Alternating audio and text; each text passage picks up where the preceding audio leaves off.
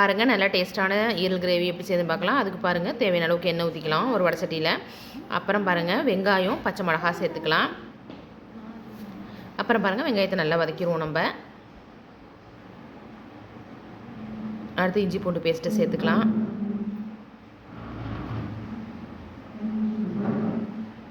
எண்ணெய் கொஞ்சம் இருக்கணும் சேர்த்து, அப்போ தான் நல்லாயிருக்கும் சுண்டி போய்.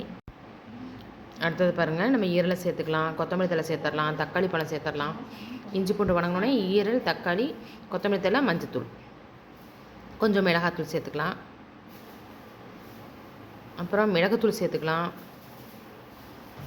அப்புறம் பட்டை, கிராம்பு, ஏலக்காய் பவுட்ரு பண்ணி வச்சுருக்கோம், அந்த பவுடரை சேர்த்துடலாம். உப்பு தேவையான அளவுக்கு சேர்த்துக்கலாம்.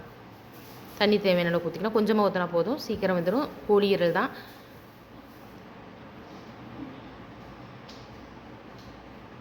நல்லா வெந்து தண்ணியெல்லாம் சுண்டி வரட்டும். பாருங்கள் நல்லா டேஸ்ட்டான ஈரல் கிரேவி. பிடிச்சதை லைக் பண்ணுங்கள், ஷேர் பண்ணுங்கள், கமெண்ட் பண்ணுங்கள். மறக்காமல் சப்ஸ்கிரைப் பண்ணுங்கள். தேங்க்ஸ் ஃபார் வாட்சிங் this video. Bye bye friends.